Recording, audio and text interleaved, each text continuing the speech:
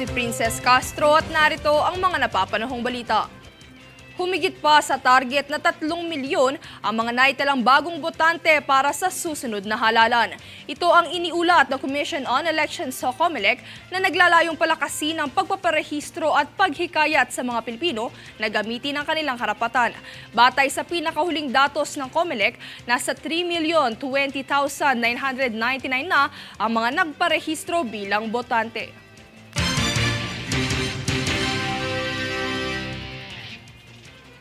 Drug-free penal facility ang patuloy na pinapanatili ng Bureau of Corrections o Bucor kung kaya't isinagawa ng Sablayan Prison ang isang random drug testing sa mga tauhan nito.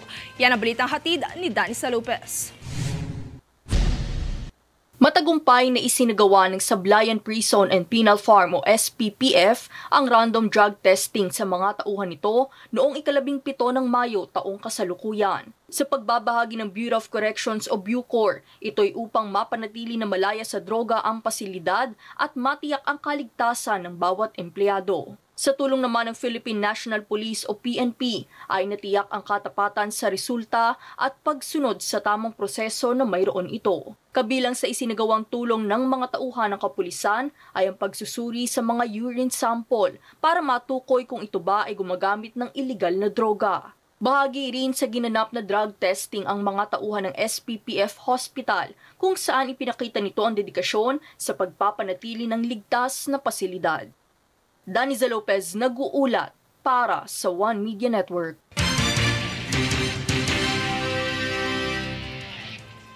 Panawagan para sa mga gustong lumahok sa isang training session ukol sa financial management na inaalok ng Department of Trade and Industry National Capital Regional Office o DTI-NCRO. Ang online training na mag-uumpisa sa ika-25 ng Mayo ay nakatuon sa mabisang pangangasiwa sa pinansyal na pangungunahan ni guest speaker Florin de la Peña. Para sa mga interesadong lumahok ay mangyaring tumungo lamang sa opisyal na Facebook page ng DTI-NCRO para sa link ng registration.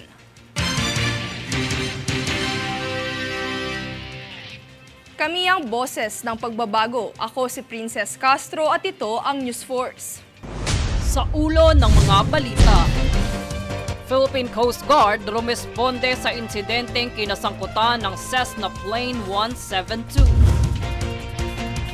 Manibela, nagprotesta laban sa jeepney pace-out. Kongreso inudyok ang DOTR para sa isang taong operasyon bago ang PUVMP. Grupong pamalakaya na nanawagang muling kasuhan ng China kaugnay ng umano'y pagkasira ng mga bahura sa West Philippine Sea.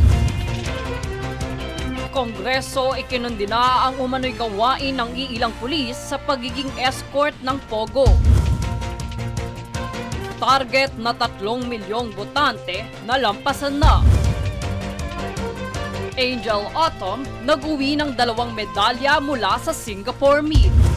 Patas at pantay na balita. Komprehensibong ulat para sa pulso ng masa. Ito ang News Force.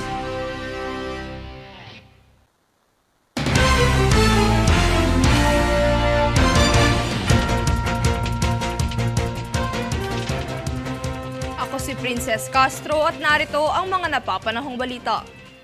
Sa ginanap na courtesy visit ni United States Pacific Fleet Commander Admiral Stephen Keller kay Armed Forces of the Philippines Chief of Staff General Romeo Bronner Jr. nitong kamakailan ay pinahayag ni General Bronner Jr. ang pasasalamat nito kay Admiral Keller sa patuloy na suporta sa alyansa ng UHPH sa gitna ng umusbong na mga hamon sa seguridad. Muli rin nitong pinagtibay ang dedikasyon ng AFP sa pagtataguyod ng isang malaya at matatag na Indo-Pacific region sa pamamagitan ng mga patakarang nakabatay sa mga pamamaraan sa ilalim ng internasyonal na batas.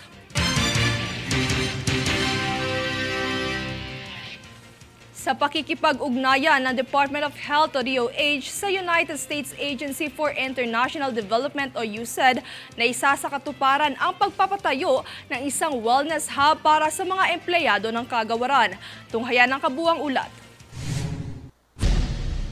Nitong nagdaang Lunes, ika-13 ng Mayo, Pinasinayaan na ng dalawang kampo ang pagbubukas ng Pahuway Wellness Hub sa Central Office ng DOH.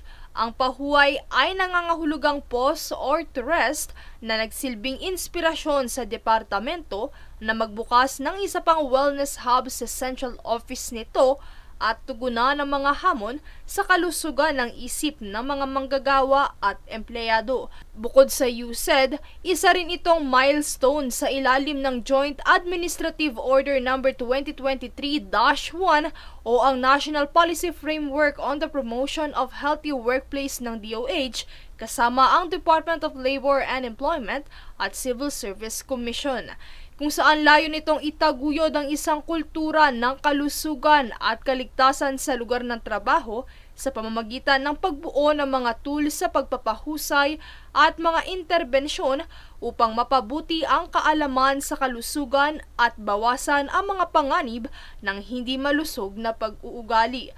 Sa kabilang banda, ang Pahuway Wellness Hub ay mayroong iba't ibang amenity na idinisenyo para mapahusay ang kapakanan ng mga empleyado.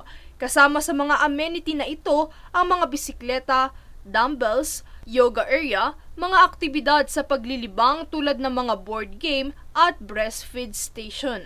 Sa pagbubukas ng Pahuway, mas may tataguyod at mapapalakas ang pisikal, emosyonal at mental na kagalingan ng mga manggagawa ukol sa pangangalagang pangkalusugan. Sa pagtatapos, sinabi ni Health Secretary Teodoro Herbosa na ang inisyatibong ito ay nakaangkla sa isa sa kanilang 8-point action agendas sa ilalim ng ginhawa ng isip at damdamin na sinisiguro ang kalidad ng mental health services para sa mga Pilipino. Princess Castro, nag-uulat para sa One Media Network. Matapos ang acceptance testing nitong kamakailan, nakahanda na ang Commission on Elections sa pagdating ng panibagong batch ng Automated Counting Machines o ACMS. Ito ay darating mula sa South Korea kung nasaan nasa 20,000 ang inaasahang darating na susunod sa batch ng ACM. Samantala, nakatakdang dumating ito sa buwan ng Agosto.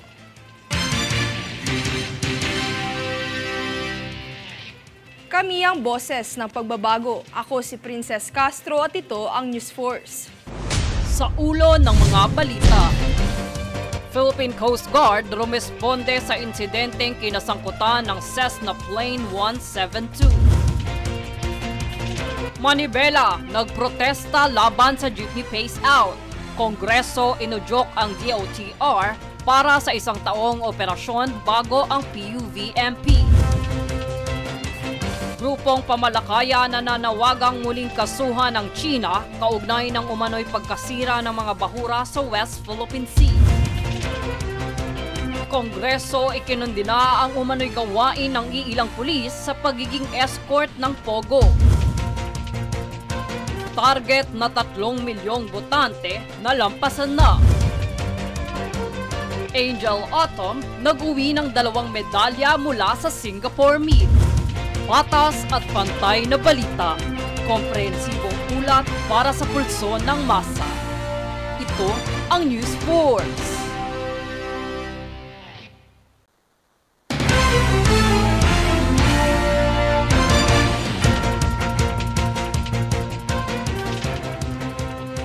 Ako si Princess Castro at narito ang mga napapanahong balita. Sa naganap na pagbisita ni Development Bank of the Philippines o DBP Chairman Philip Lo sa Philippine Coast Guard o PCG National Headquarters sa Port Area Manila nitong kamakailan lang, ay tinalakay ang nakatakdang pagtutulungan ng PCG at DBP sa pagpapabuti ng mga kakayahan ng Coast Guard. Nagpulong sina PCG Commandant CG Admiral Ronnie Hilgavan at DBP Chairman Lo ukol sa paggamit ng financing program ng DBP para mapahusay ang kakayahan ng PCG sa pagtaguyod ng maritime security, maritime safety law enforcement, search and rescue at maritime environmental protection sa karagatan ng Pilipinas.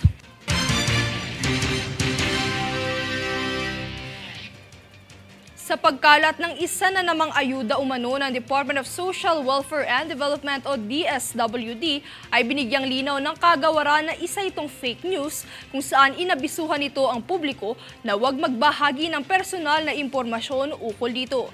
Ang balita, yan ang ating alamin mula kay Danisa Lopez. Muling ipinabatid ng Department of Social Welfare and Development o DSWD sa publiko na ang mga posts na hindi nakapaskil sa opisyal social media account at website ng kagawaran ay matuturing fake news. Ito'y matapos kumalat online ang isa na namang ayuda umano ng DSWD para sa mga estudyante kung saan tinatawag itong scholarship benefits. Agad namang nagpaskil ng abiso sa publiko ang DSWD ukol dito na nagsasabing walang alok ng scholarship benefits ang kagawaran sapagkat ang alok nitong educational assistance ay tanging nasa ilalim ng Assistance to Individuals in Crisis Situation o AICS program lamang kung saan hindi pa ito nag-uumpisa at wala pang sapat na detalye. Kung kaya tinikayat dito ang publiko na tumutok lamang sa opisyal na Facebook page at website ng DSWD para sa mga karagdagang anunsyo.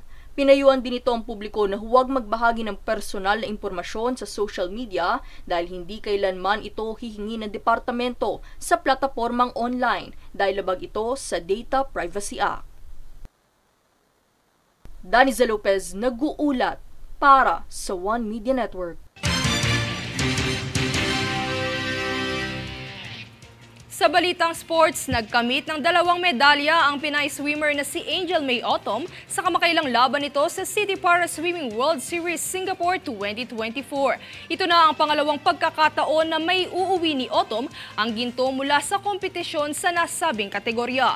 Nagkamit ang prominenteng swimmer ng gintong medalya matapos makaklock in ng 44.72 seconds sa kampanya nito sa Women's 50-meter backstroke class S1 to S5. Habang pilak na medalya naman sa Women's 50-meter butterfly class S2 to S7.